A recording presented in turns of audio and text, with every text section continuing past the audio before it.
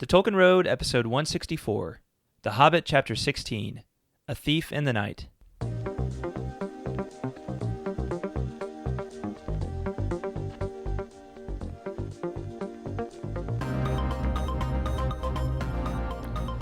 Hello everyone, welcome to the Tolkien Road, Episode 164. I think I have that number right. Yeah, 164. The Hobbit, Chapter 16, A Thief in the Night. Greta, how you doing? Hey, John. I'm good. How are you? I'm good. Awesome. Good. Got a all-time short chapter on our hands today, eh? Yes. Yes, Wow. yes, we do. Yeah, so this might be a little bit shorter episode than normal. Maybe. But I don't know. We have the uncanny ability to blab on and find rabbit trails where rabbit trails didn't seem to exist otherwise. This is true. So we'll just see. We'll see how it all plays out. Yeah, I'm That's excited. all we ever do. That is all we ever do. We kind of, sketch things out, and then we'll just see how the spirit moves us. It's the best way to do it. Mm-hmm. I mean, scripts are boring. I'm glad we're in agreement. That's a very dogmatic statement. Scripts are boring, but I wasn't going that far. I was just saying that's how we roll on the podcast typically. Right. If there's any screenwriters out there, I didn't mean it that way. Yeah. I just meant for us, scripts would not be a good thing. She's wearing a T-shirt right now that says "Screenwriters are nerds." Shh. I promised you wouldn't say anything. I frowny face screenwriters. It's like an upside down heart. Upside down heart screenwriters. It's a broken heart. Yeah. An upside down your heart's broken. heart. You break the hearts of screenwriters? No, just that my upside down heart breaks over screenwriters. See, we're doing it right now. We are. We're doing Wow. it. We're doing that. We didn't even we didn't even need to get into the chapter. That's just who he is. Yeah, and I'm actually not wearing that shirt, but maybe you need to get me one that says that. Yes. Mm-hmm. But all I meant to say was nothing against scripts. I understand that they have a place, but if it's my choice, let's not script it. Okay, good. I'm all about the spirit moving. The way the spirit wants to move. We made our way back around. We took the long way to that. We did. But hey, we made it. We found our way back. We made it. There and back again. That's exactly right. There you go. An unexpected journey and right there. We have tied all the things together. Every episode of the Tolkien Road is an unexpected journey in its own way. That never a truer statement has been made. I know our fans are saying that to themselves as well, if they're still listening. Hopefully that's one of the reasons they love us. Because we are unexpected. Maybe. And unpredictable. Yeah, or maybe they just skip through this part. Maybe they do. I've been known to skip over these kinds of parts in the podcast that I listen to as well. I normally just skip over the commercials, not to say that, don't encourage people who, when we do have advertisers on the show, never skip over those. But I got to say, when I do listen to other podcasts, I sometimes skip over them. Just gotta skip them. Yeah. It depends on how much time I have. Yeah. Sometimes it can be a little annoying to reach down and, press the little 15-second button. It really can be. So sometimes it's just easier to roll with it. You know what? You know what? I don't really have a smooth transition for right now, but I'm going to go ahead and transition. Go for it. Is Patreon. Oh. Yeah. So. Well, see, now that is actually a very predictable part of our opening right there. So you just negated all the things I just said about being unpredictable and unexpected, because Patreon is an expected part of this part of the podcast. So go. There's your transition. Okay. Thank you, Greta, for that astounding aside. All right. Way to drag it out. It was a transition. This is going to be 5 minutes of discussion and 55 minutes of filler this episode. So, yeah, hey, over on Patreon, you guys all know by now that we have a Patreon page, patreon.com/TolkienRoad, and we'd really appreciate it if you would pledge $1 or more per episode. We are greatly appreciative of all those who already do, mm-hmm. and it really, as we've said before, it really puts the wind in our sails, and we want to be able to continue doing more, and I've been really. We've been seeing things going well on the Patreon side, and it's really inspiring me to want to get back in and do more for our awesome patrons. And and do more Tolkien stuff. So I've even got another book that I'm kind of thinking about putting out eventually, but it's a long way off. But yeah, we're going to be doing more awesome stuff for our patrons. And but one thing we did recently was we invited them to take part in a poll. I think we mentioned on the last episode I was going to do this. Polled everybody over there on what major work we're going to do next, right? So if you want to contribute to that poll, if you want your voice to be heard on what we contribute next, all you got to do is head on over there and pledge $1 or more per episode. So is it live? Is the poll live right now? And let's say yes, it is. And so let's say if you were going to, it's a patron only poll, but let's say for example that you pledged $1 per episode. Like this past month, I think we had either 3 or 4 episodes that came out that month. So all it would be for you is just $3 or $4, right? Yeah. Okay. I mean, at the end of the day, that's a pretty small amount for a podcast that you love. So if you love us, it's a great way to support us. But you can go over there and check it out. I think you might be able to see it even if it's locked, or even if you can't actually vote in it. But right now, we've got Children of Hurin in the lead, and then J.R.R. Tolkien, A Biography by Humphrey Carpenter, and Baron and Luthien are tied for second place. Okay. So with a couple other works in there. So, and for those of you patrons who have not voted yet, please get on over there and vote. And we'll probably be closing it down over the next couple of days. You don't have a firm close date though? No, I'll let the patrons know, but it'll there's a good chance it'll be before next episode. Oh, okay. So, okay. Yeah. Because we are very close to finishing up with The Hobbit, aren't we? We are. There's some other stuff we got 2 movies to watch, and we're going to talk about The Quest for Erebor from Unfinished Tales. And we're going to talk about the Lost, the chapters that Tolkien rewrote of The Hobbit. Oh, that's right. Yes. Okay. We're going to talk about those. So there's still a good bit on The Hobbit, just not The Hobbit per se. So, and there's other minor, shorter Tolkien works in there too that we want to maybe take a look at a couple of those before we actually dive in. Before we dive longer. Headlong into something new. So yeah, head on over to patreon.com/TolkienRoad to find out more about that. Yeah, that's exciting. I love polls. And please remember to rate us on iTunes or whatever app you listen to. 5-star rating. Awesome. Mm-hmm. Tell the world how much you love us. Please. We appreciate it. Very much. All right. Nothing new with Latron Prime. No. Going to kind of move along. Hopefully we hear more there soon. Okay. So, yeah. Well, but let's just dive on into A Thief in the Night. Let's do it. Hobbit, chapter 16. Rock this. Yeah. Let's rock it indeed. Yeah. So, when we left off,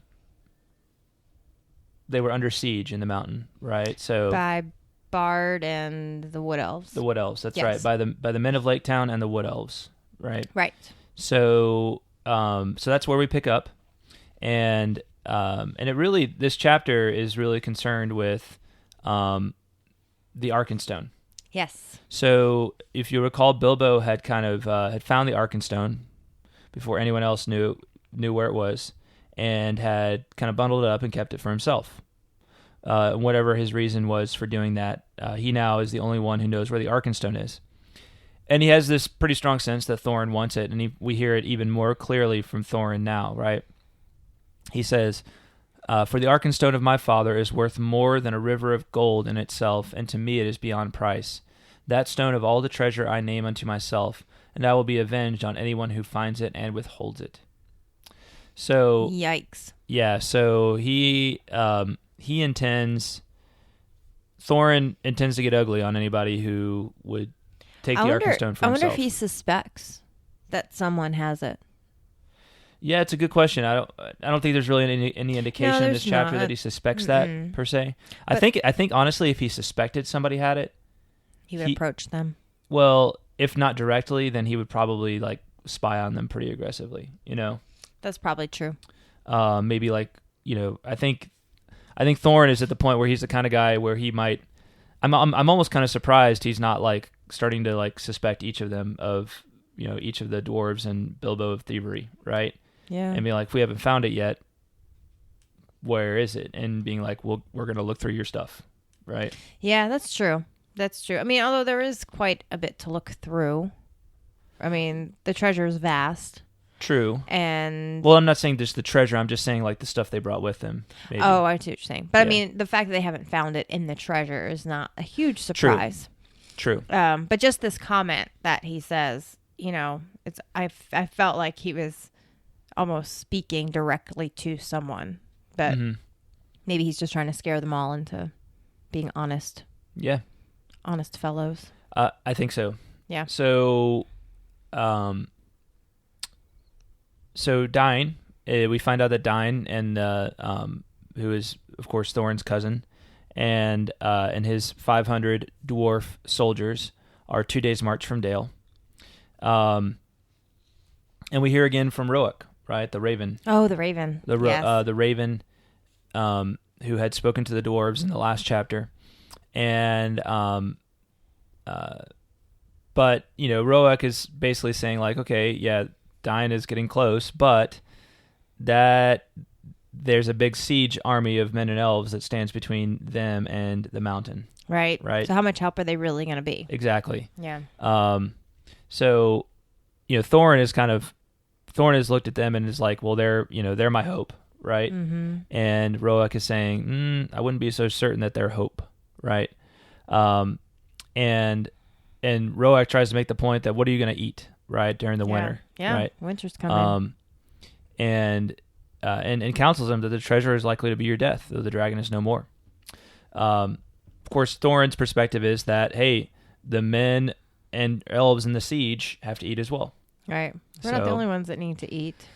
So there's really just no reasoning with Thorin here. He is just is just hard-headed, stubborn about the whole thing. Yeah, he is. He is. The Roäc speaks wisely here, I think, but Thorin's beyond that. He's got his heart set. Right. Yeah. Thorin is he's beyond reasoning with here. Yeah. Which I think is why Bilbo takes the action that he does. Yes. So Bilbo's decision to deliver the Arkenstone over to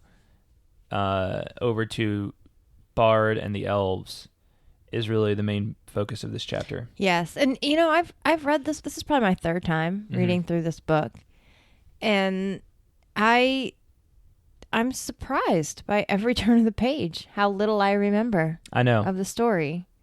I totally don't remember this at all. You know, it's a really, like, The Hobbit is a really interesting work, just even beyond the notion that, like, we as Tolkien fans love it and kind of adore it. It is such an atypical even story for, like, what am I trying to say here? I think that, like, in our minds, this is, you know, like in the kind of the popular imagination, The Hobbit is a story about this little hobbit that goes on a journey with these dwarves to recover a treasure from a dragon. And so you think like the dragon is the end of the story. Right. But there's several chapters after the dragon bites it. Mm-hmm. Right? Mm-hmm. And yeah, like, and in a way, those are almost like the most important chapters. It's like the climax of the story. And I wonder if that's why I don't remember him, because each time I've read it, I've just expected it to end after Smaug's death. Mm-hmm. And I mean, I know I've finished it, but I just wonder if I've kind of just a switch has flipped or something. I'm like, but the dragon's dead, so whatever. I don't know. It's just weird that I don't remember any of this. It's I don't know. It's a fascinating story from a structural perspective. Like, as someone, it's so, just thinking about the normal structure of a story, of like a plot line for your basic story, right? Mm-hmm. You know, let's just think of Star Wars, right? Like, farm boy on a remote planet gets, swept up, comes across the secret plans for a base that can destroy any, like, for a secret weapon that can destroy any planet, right? And he's got to find a way to get these plans to the rebels and then destroy the base, right? Right. And that's your plot. And so you think about the plot here, and it's like Bilbo, little hobbit from back in the Shire, gets swept up into a story to go recover, this plot to go recover the treasure from a dragon, right? Right. And the dragon, they get the treasure, and the dragon dies. Right. And then there's like this whole other part to the story, you know? Yeah, I almost wonder if he was thinking about making a sequel. And so he kind of started writing this and then realized he didn't have enough for an actual sequel. Mm-hmm. So he just stuck it on to the end of The Hobbit. Yeah, I mean, I think I hate to like put it in those like in kind of like you just threw it on there. No, I didn't mean it like that, but it does. Yeah, It seems, I know. It is very atypical, like you were saying. It totally is, and it's always felt that same way to me. Like I always, in my mind, I agree. Like I have, no matter how many times I read it, if any significant amount of time elapses, I always forget that there's this whole other part to the story beyond the death of Smaug, right? Yeah. So, and in a way, it's the culmination. I mean, this is Bilbo's story, right? It's really a story about his development into a hero, right? Mm-hmm. And so there's so much more to be said beyond the death of the dragon about that development. And this is a key chapter in that. Like we find ourselves wondering, what's Bilbo trying to accomplish here? Mm-hmm. I was reading back through it, and there's not a whole lot of clues as to what he's trying to accomplish in this chapter, right? Other than that, Gandalf seems to understand it when Gandalf returns at the end of the chapter. I think he's trying to get home. I think he wants to go home. Yeah, but it's like how does he logically deduce that? Well, Thorin really wants this, and so if I deliver it over to his enemies right now, then maybe that'll let me get home. So is it the thing of like like Thorin is just like dead set on riding out the siege and taking all these months to do it, and by delivering over the Arkenstone, he's going to like kind of bring things to a head, or give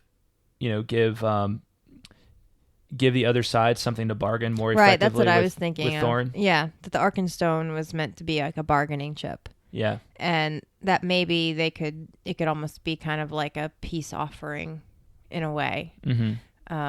That maybe it would.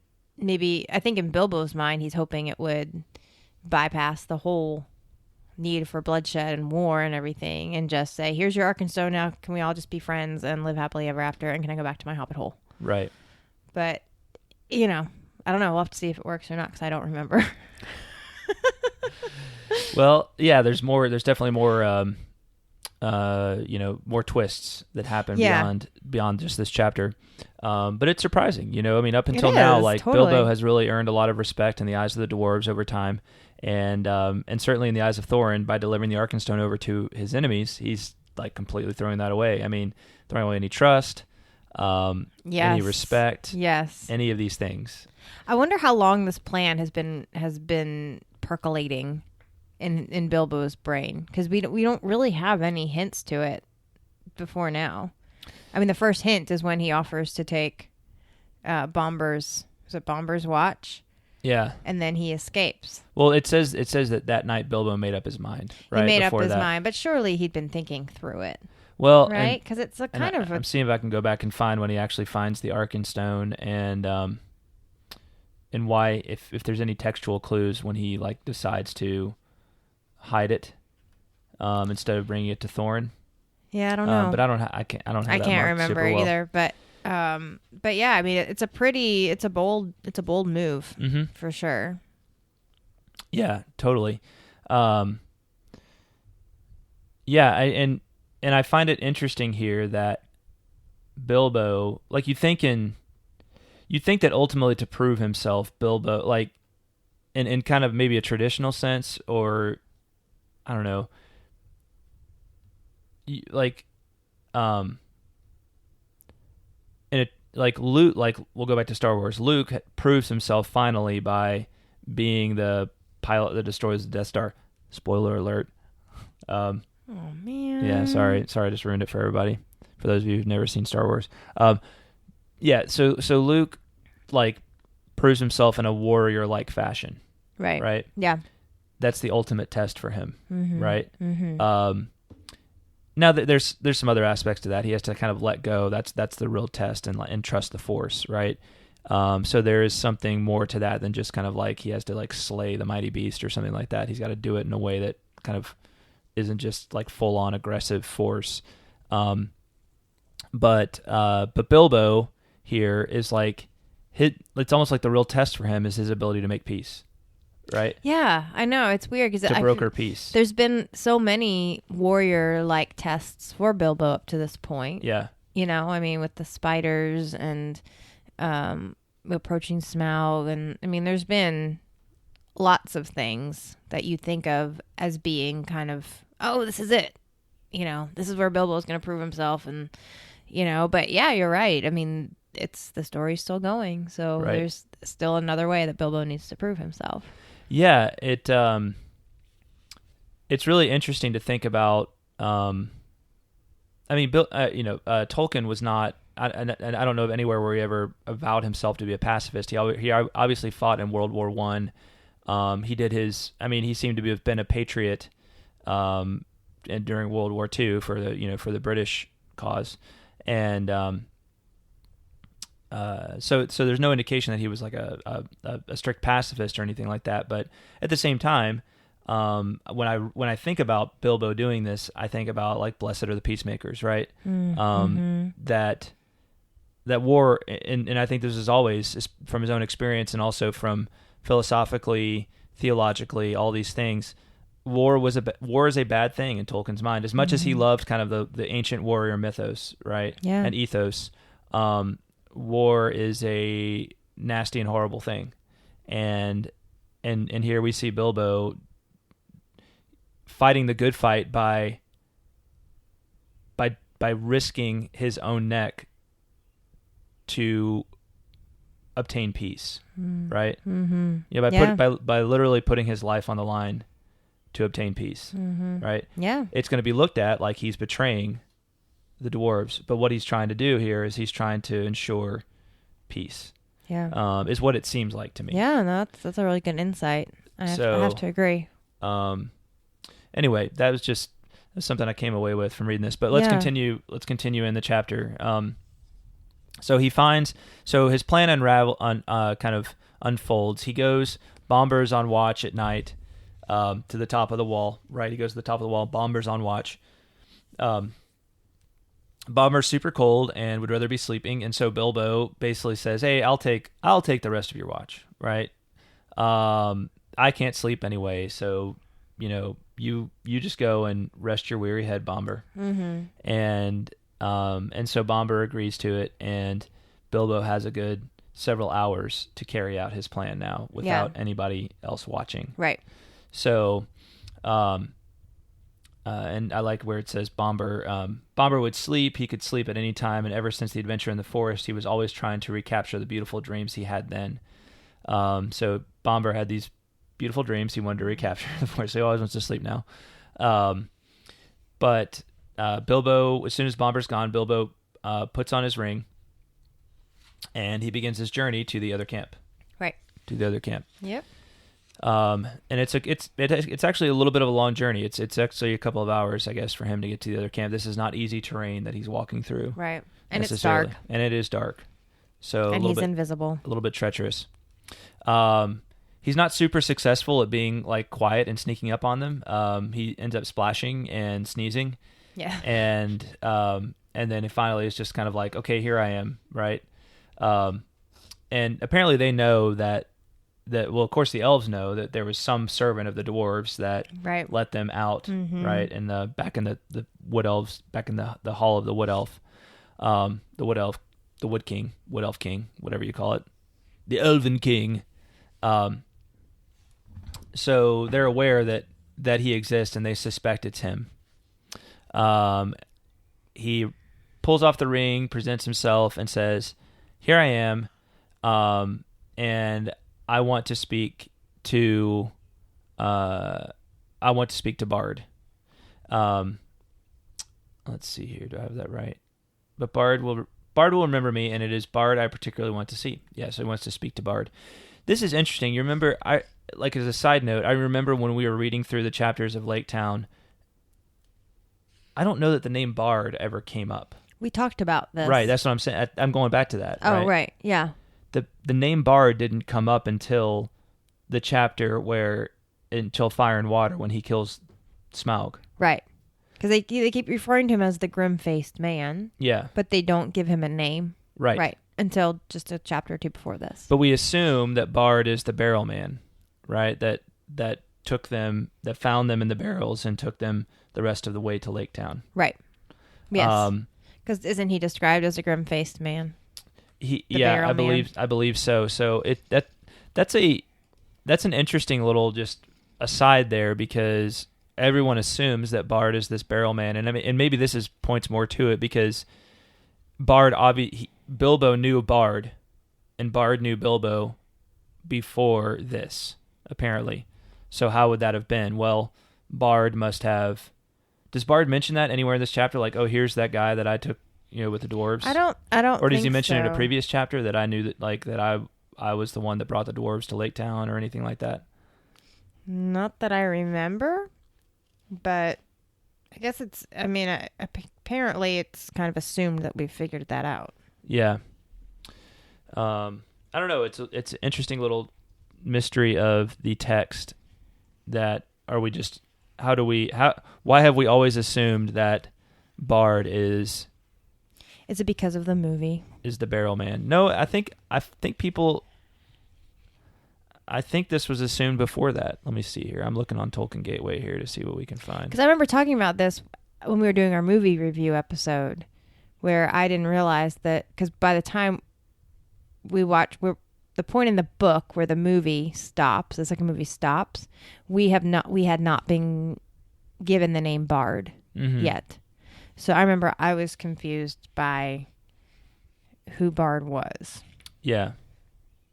I mean, I think in the original, the animated Hobbit, I think he's also the barrel man, but we'll see when we watch that here before too long.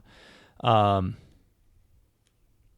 yeah, it's interesting. Interesting little aside mystery. We still haven't solved for. Anyway, I don't see much helpful on the Tolkien Gateway in this regard either. Yeah, so. I'm trying to look back into the chapter where they are in the barrels, and I can't find it. Yeah. But I feel like the barrel man is mentioned as the grim-faced man. Because I know he's mentioned, he's just not given a name. Curious. Okay. Let's see here. All right, so Bilbo is brought to Bard and the Elven King, and he begins this conversation with them. He starts saying, "I wish I was back in the West in my own home, where folk are more reasonable. But I have an interest in this matter, 1/14 share." To be precise, according to a letter which fortunately I believe I have kept. And Thorin and the Wood Elf. Bard and the Elven King, are both very. I mean, their attitude is very similar to Thorin right now. They're all very warlike towards one another. They're gung ho about fighting. Yeah. And Bard even says Thorin deserves to starve. Right, such a fool deserves to starve. So there's not really an explicit interest in peace on either side. No. Right at this point. There's not anybody who's still, I guess, pursuing peace, if you will. Right. It's all very much a war mentality. And again, Bilbo is the one who's acting like a peacemaker here. He says, "I see your point of view. At the same time, winter is coming on fast. Before long, you will be having snow and whatnot, and supplies will be difficult, even for elves, I imagine. Also, there will be other difficulties. You have not heard of Dain and the dwarves of the Iron Hills?" So apparently they don't even know that Dain is on the way. That is, Dain is on the march. So it's interesting to me that Bilbo here is not necessarily... He's not coming and being like, just give peace a chance, right? But he's negotiating, right? He realizes that these are people who are ready for war, and they have a warlike mentality right now. So he's appealing to that part of them, but with a greater aim of kind of getting them to stand down and maybe listen to reason a little bit. Right. in that way achieve peace. Yeah. He's trying to put things in perspective for them. Right. Yeah. Yeah. So, he's not making this sort of pacifist argument, but he's making this argument of like, might be in your best interest to take a step back from all this and think about it. Right. Right. Yeah. So it's not an altruistic argument, but even though he has an altruistic aim, I just find that interesting. I think Bilbo, it's really interesting I think it'll be really interesting to kind of look back over the next few chapters and think like how Bilbo operates in all of this, right? As the mediator in all of this, right? Between warring parties. Yeah, he's got to toe a delicate line for sure, and he, it's a tough job to be a negotiator. Try to keep, give each side a little bit of what they want, but still get what you want, and yeah, it's not for the faint of heart. Well, and even in this case, he's not only put himself in a bad spot with Thorin by doing this, but Bard is not really immediately like wanting to trust him, right? He even accuses him. Are you betraying your friends or are you threatening us? Right. Yeah. So this is a pretty dangerous position to be in. It is. Right? Yeah, it really, really is. You're kind of that person that's wandering out into no man's land, right? And being like, can we stop shooting each other for a minute, guys? I know I'm the only one out here, so because what you do is you're like the only target, right? At that point, right? You're you're the easiest target at that point for either side. Absolutely. Yeah. So it's a pretty brave thing to do. My dear Bard, don't be so hasty. Very Entish of Bilbo. I've never heard of an Ent. I never met with such suspicious folk. I'm merely trying to avoid trouble for all concerned. Now I will make you an offer. And what does he offer him? The Arkenstone. Yeah. So what's the deal here? The Arkenstone. So basically, he just gives him the Arkenstone, right? I mean, what does he get in exchange for it? Nothing. It's just the hope of peace, I think. I mean, what's interesting here though is that Bilbo seems to be the only member of this party at this point who has not felt some kind of pull for this Arkenstone. Like his heart has not been possessed by it. So I feel like he had to be the one to give it. If anyone was going to give it, it had to be him. Because everybody else was, like wanted it too badly for themselves. Right. So that's kind of interesting piece. But yeah, it's a good point. I mean, this is one of the most valuable pieces of treasure in all of Middle Earth. And here he's giving it for what? It's a big risk for sure. And even is it Bard asks, but how is it yours to give? I'm like, oh, that's a good question. Most definitely. Not really, but desperate times. Right. Yeah, and Bilbo even, I like the part where he basically says like, I'm a burglar, but I hope, he says, personally, I've never really felt like one, but I'm an honest one, I hope, more or less. I just like that oxymoron, like the honest burglar. An honest burglar. Right? It's a little ironic. I mean, don't you think? A burglar is, no one thinks of a burglar as being, it's something where you could be honest, but the big aim he's trying to accomplish here is an honest one. It is an honest one, yeah. Although I wonder if honest is the right word. Well, and it's interesting question because it gets into that whole like debate of whether you can do something evil in order to accomplish a good end. Right, exactly. Do the means justify the end? Right? Does the end justify the means? Yeah, that's what I meant. That's I always get that wrong. That's all good. Yeah. Does the end justify the means? That's right. So, it kind of takes some ethical mental gymnastics, I think, here to justify this. But I think you could make the argument that Thorin withheld a just repayment from these people, especially to the men of Lake Town. Yes, is withholding a just repayment. Yeah, and so by delivering over this Arkenstone, which is worth a whole lot of money, right? Bilbo is fulfilling justice by doing that, right? Yeah. So the The universe is writing itself. Another way to say it. Not that that's the final word on the matter, but that's maybe one way of looking at it. That Bilbo is in fact being an honest thief here. Yeah, he's righting a past wrong. Yeah. Yeah. Robbing from the rich to give to the poor, as Robin they would Hood. say, right? Yes. And so I don't want to get way down. Nor am I equipped necessarily to have that discussion or argument right now, but I can kind of see that. I think it's fair to assert that Bilbo is an honest thief here. Yes, I agree. But I did find myself thinking about it as I was reading. Like, is this just? Is this, the right move at this point in time? Mm-hmm. I think you can make a pretty solid argument either way. But I think what kind of, because I was kind of on the fence, about whether or not I agreed with what Bilbo was doing.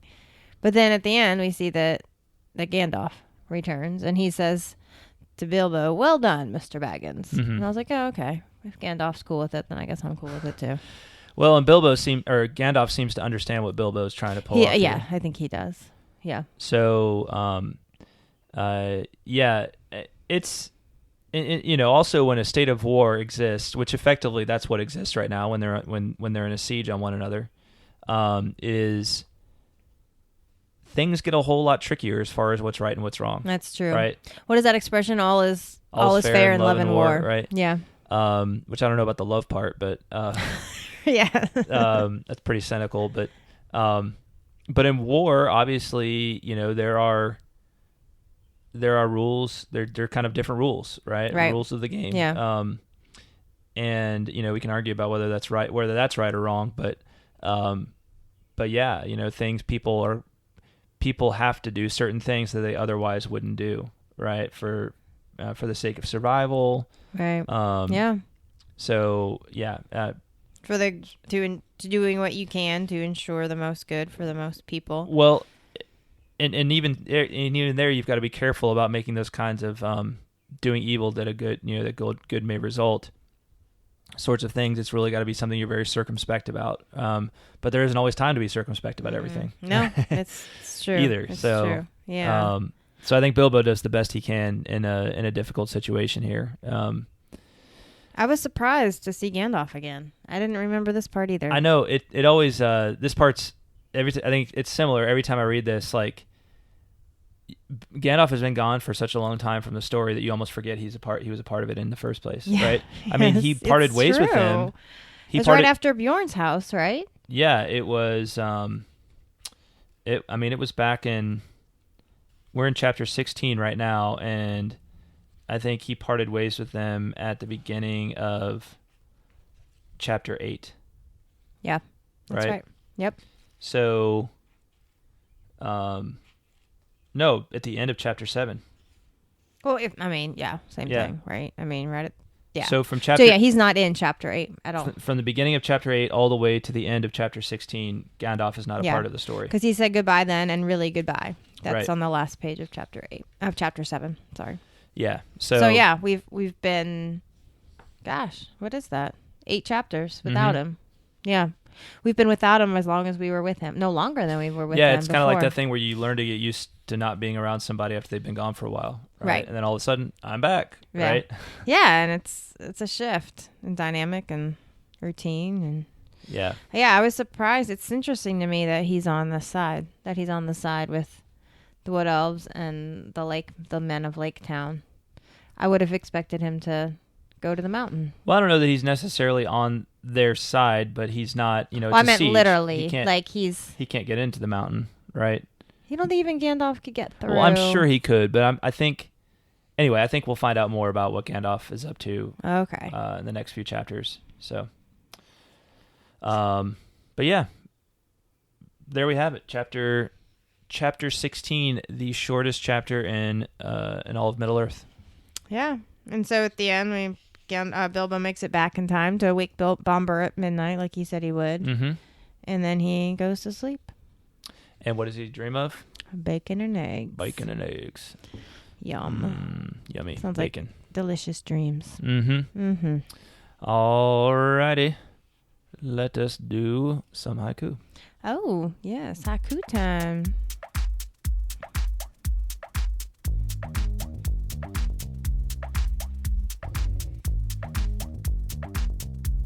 Here we go.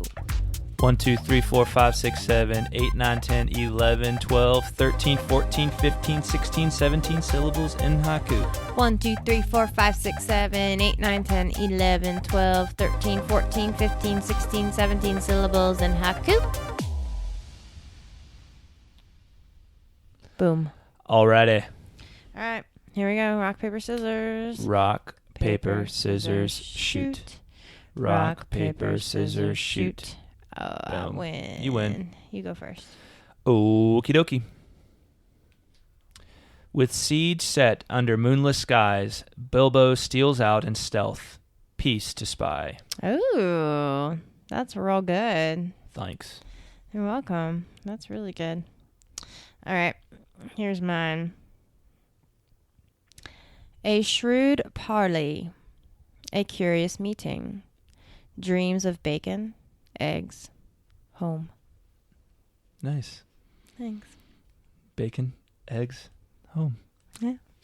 It's all you need in this life, right, guys? Yes, indeed. Bacon, eggs, and home. Amen. All right. So, yeah. Little correspondence for everybody. Catching up on the correspondence. Right on. Starting off with Ty Miller. Ty. So Ty wrote in to weigh in on the file controversy. Oh, file or feel? Yes, the great file controversy of 2019. Hey, when you're discussing works by a philologist, this is important stuff. That's right. We all have to kind of invest ourselves in philology. Philology. What is philology? The study of files. Oh, there you go. Yeah. There you go. All right. Well done. Durr. Well, you got me there, Johnny. All right. So, Ty. Oh, where is it? Where's that note from Ty Miller? Where are you, note? Where are you, Ty Miller's note? Come on. There we go. Yay, found it. All right. So, he says, hey, you two, hope all is well. All is well, Ty, I assure you. I will work on getting the links for those family trees I sent in, but wanted to drop a quick thought on the pronunciation of file. I always understood it as an alternative to the word vial, which, as John said, is in essence a fancy word for jar, I think. So another one vial. Another one for John is wrong. I'm starting to feel like everyone is piling on. Wow. I see what you did there. Clever. But I can see I mispronounced why. the word file. Why don't we just agree to disagree on this one? I'll just accept that I'm wrong. Tomato, tomato, potato, potato. File, feel. Why don't you people all start your own podcast? And you can talk about files all day long. All different kinds of files. And we'll just be talking about all the feels over here. Yeah. No, you know what? I love it. People can continue to pile on me, to file on me about this. It could just be a running joke. A big pile of files. That's right. So no, always good to hear from you, Ty, and yes, and appreciate hearing from you, and thanks for writing in. Yeah. Alrighty. Always. Thank you. We had a couple of notes through the website from, you know what? Actually, I'll come back to that. You know what? I'll go and do those. A couple notes, short notes from listener Jennifer. And Jennifer wrote in to say, on one note, she wrote in to say, on a comment actually on one of the posts, she said, the animation in The Princess and the Pea from 2002 was not computer animation, but was very good. I think this is in reference to our discussion on one of the episodes about animated Hobbit, right? Oh, yeah. Okay. And we may have been talking about CGI and that kind of thing too. But she says it was set in the medieval or Renaissance periods. She says, I don't think CGI animation is right for The Hobbit. I think you should listen, and she recommends listening to the Tolkien Ensemble and Donald Swan's Song Cycle and Stephen Oliver's music. And then she also mentions in her other note a 2-part documentary on Tolkien that's going to be on EWTN in July. So if you're interested in that, go check out EWTN for their documentary on Tolkien.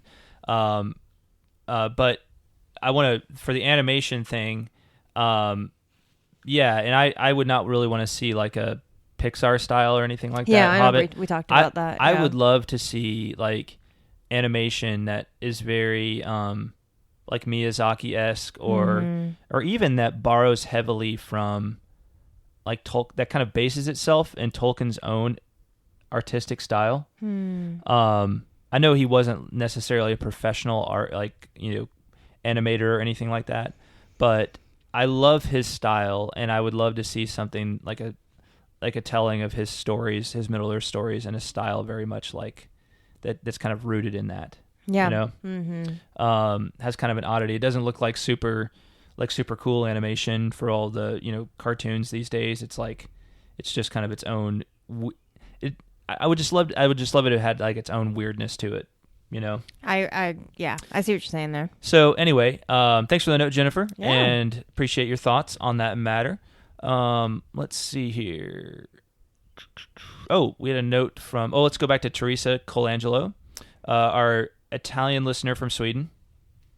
So she had sent us a really nice note a couple of episodes ago, and as a new listener, and we asked her. She said that she had taken this trip up north in Sweden, to get away from the big city, and there was a bunch of videos where she was like listening, to in some of the videos she's listening to, seeing all these beautiful landscapes. Mm-hmm. And she's seeing, and you hear like the movie soundtracks in the background, like Enya and stuff like that, right? Like the Lord of the Rings movies, right? Yeah. And those are all beautiful. It's really cool, like to listen to see those videos and hear the music in the background. Yeah. But then I watched one, and it was like me talking in the background. That was really. I saw that one. I was like, wow, who is this really fascinating individual? It's like, oh, that's me. Oh, cool. Why does that voice sound so familiar? Oh, yeah. Right on. So thanks for sharing those, Teresa. Yeah, that is so cool. It's really, really cool. So I guess we can say we've been to Sweden. I don't. Or at least our voices have been to Sweden. Well, our voices have been to Sweden. To Sweden. We had another Swedish listener that corresponded with us quite a bit, who we haven't heard from in a long time, Per Brenner. Oh, he sent us pictures from Hobbiton. He did. He went to New Zealand and sent us pictures from the Shire. Yes. So hey, shout out to Per if you're still out there. Teresa. So Teresa, I loved looking at your videos, and I kept on thinking to myself as you're taking those videos, I'm like, I really hope that it's like a dash cam and not like she's like holding the video like while she's driving. Yes. Because I was like, don't drive off the road. Oh my gosh. Because it's like, it's like cliffside road, right? And then it's like drop down to the sea, Yeah. I think there's like some land like down, but it's like there's definitely a drop off, from the side of the road. Well, she does say in the email prior to this, I think, that she was driving really, really slow and there was nobody else on the road. So even if she was holding her phone, I think she was being smart about it. Okay. Well, good. Yeah. Still makes me nervous. Take care of yourself, Teresa. Yeah, but always great to hear from you, Teresa. Yeah, and beautiful videos. Thank you for sharing them. Thank you so much for sharing them. Next on the list is David Bigwood. David. So, last time I kind of played devil's advocate for Thorin in his response to Bard and Bard's band and the Elven King. And didn't I play the devil? Well, no, not. We had differing views. No, on this. I played the devil's advocate. You played. I played the angel. I played the angel. So the devil's advocate is somebody who's like, okay, I know this is the accepted line of thought, but let me play devil's advocate for a second. Yeah, going against the flow. Right. Yeah. So I was towing the main thought line, I guess. Yes, you were. Now David also toes the main thought line, and I'm happy to have David on my side. Yeah, it would be a good. That's a good thing, it right? Is. I was like, oh man, David feels strongly about this. I really need to hear what he has to say. So he says, I think John is a bit too understanding of Thorin. Agreed. Thorin. That's the end of the story. Right there. That's all. We're good. You don't have to read anymore. So therefore, John is wrong. He says, I think John is a bit too understanding of Thorin. Thorin has fallen under the lust of the dragon horde. Earlier, he had said he would kill anyone who found the Arkenstone and didn't give it to him. He was talking to his kin, friends, and comrades in arms. Pretty extreme. Mm-hmm. You can't blame Bard for arriving with an army. They thought the dwarves were dead. Even though the dragon was dead, they didn't know what they would find when they arrived. The mountain could have been filled with goblins. Another dragon in the north could have heard of the death of Smaug and taken up residence. Best to come prepared. As for appealing to Thorin's better nature, Bard does mention the sorrow and misery of the people, but Thorin replies that it is his weakest argument or worst case. Bilbo, Roäc, and the narrator all disapprove of Thorin's behavior. On his deathbed, Thorin repents of his behavior and says the world would be better if more people would value cheer over gold. He says we can maybe forgive Thorin's acting as he does. He is sick after all with the dragon sickness, but that does not make his actions right. He does say just how I read it. Yeah. So good, obviously good points, David. And yeah, absolutely. I don't want to get too hung up on it. And I accept that, like, my view is the minority view on this, but I think that like I kind of feel like Bard could have been a little bit wiser, could have handled it better. No, I think I have to agree with that. And it's not bad practice to... Not trying to defend Thorin necessarily, but just to say, I think what you said at the end is something I strongly agree with. We can forgive Thorin's acting as he does. We can maybe forgive Thorin's acting as he does. He is sick after all with the dragon sickness. And I would even throw in there that, he sees an army marching against him and doesn't know what it's all about. Right. Yeah. And, so anyway, I accept that most people don't agree with me, and I'm, good. I'll kind of let it stand. Cutting, being willing to cut some people some slack and maybe see the better side or see to look for the silver lining or the good in people, even when it's difficult, I think is not a bad thing. I guess my big point is that, there's somebody, in order to prevent war, there has to be somebody who's heroic enough to be to take a little risk, like Bilbo. Yeah, exactly. And I think that's what we see in this chapter, right? Yeah. That Bilbo, both sides are basically they're in a state of war in this chapter. I mean, being in a siege state is a state of war, right? It may not be active violence, but it's still a state of war, right? And it's kind of like how with the U.S. and South Korea, right? Technically, to my knowledge, are still in a state of war, right? There's a line of demarcation, and you don't cross that line. If you cross that line, you get shot, right? And so it really takes somebody incurring a risk upon themselves in order to achieve peace in that case. Yeah, right? It does. So yeah, but both of these players here, both Thorin and Bard, stood a lot to lose. So you can't really blame them. Stood to lose a lot. Yeah. What did I say? Stood a lot to lose. Yeah, that's what I meant to say. Well, maybe you were right. I don't know. Well, yeah, they both stood to lose a lot. Yes. So you can't blame them for, as David, I think he says, best to come prepared. I agree. Yeah. No, totally. And I think I had said maybe leave the army a little further back or something like that, or send a spot, send a scout ahead to kind of be hey, here's where we are.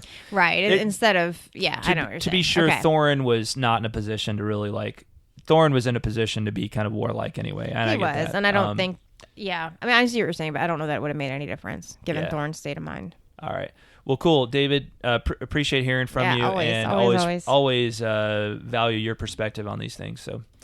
Thanks for writing in. Mm-hmm. Let's see here. And then a new listener wrote to us, Maria. And Maria, I think she is the first. I know that we've had other Spanish listeners because I can kind of see on the stats like different geographic locations. So some of those countries are Spanish speaking countries. So I assume the people there are Spanish. But it's really delightful to hear from Maria because I think she's the first of those listeners, or one of the first in a long time that we've actually heard from. So, which it's amazing to me to think that people whose native language is another language, are listening. Come to think of it, I wonder if that's the case with Teresa because she's from Italy originally. Oh yeah. So I would guess that Italian would be her first language. Yeah. But it's always, I don't know, it's just amazing to me to think that people who like English is not an easy thing for them still listen to our podcast. Yeah. That's really... I know, it's really cool. Wonderful. It is. It absolutely is. And, reading this email that Maria sent to us, I never would have guessed that English was not her first language. I know. Because, she writes better than I do. Yeah, Maria, your English is really good. So it's wonderful to hear from you. She is from Colombia. And so she shares that she recently started to read Tolkien, but was kind of scared because she'd heard it was hard. I can see. So I'm guessing, I don't know if she started to read it in Spanish or in English, because I know there's Spanish translations of it. Oh, okay. But nevertheless, she started to read it, and she says she's glad she didn't do so before because she doesn't think she was prepared for his magic. So Maria found our podcast thanks to Tea with Tolkien, which is the podcast of our friend Caitlin Fascista, and Maria says that she's really loved discovering Tolkien's work, and that the Tolkien Road has been a help for her, right, along the way. So very cool. And getting more into it. So she says, I might misunderstand Tolkien sometimes. Both of you have been my companions on this amazing road, and I really wanted to thank you for it. And so she's still working to get caught up on the podcast, and she's looking forward to joining us every week. So yeah, that's awesome. Yeah, great hearing from you, Maria. Maria, it's really wonderful to hear from you, and just incredible to us. I was just reading this, and I was thinking, especially recently, like hearing from Joe Towns in Tasmania, and then Teresa in Sweden by way of Italy, and then now Maria in South America. And then we of course had our conversation with Sharon,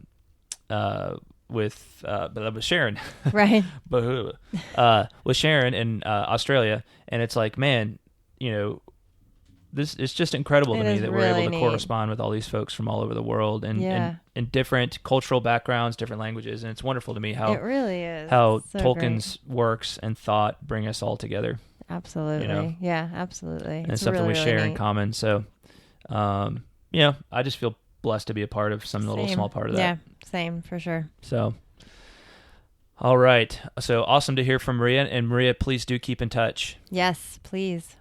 All right, so I think that's it. That sounds good to me. That is a wrap, as they say. Thanks to our patrons. You all do indeed rocketh. Al Taylor, Andrew Herbert, Andrew Thomas, Azia Veneer, Bethany Engler, Brendan Corkery, Brian Orr, Kat Lane, Chris Loftus, Chuck Farnung, Daniel Delaney, David Bigwood, David Dickinson, Emilio Perea, Eric Bissett, Hunter Johns, Ish of the Hammer, James Applegate, James Lindberg, Joe Towns, John Rice, Josh Sosa, Lawrence McGowan, Margaret Lyon, Matt Scarrance, Robert Frank, Sarah Murphy, Shannon Stockbridge, Teresa Colangelo, Travis Lawheed, Ty Miller, Dr. William Hutton, and Zeke Farmer. Thank you. Yes, thank you all.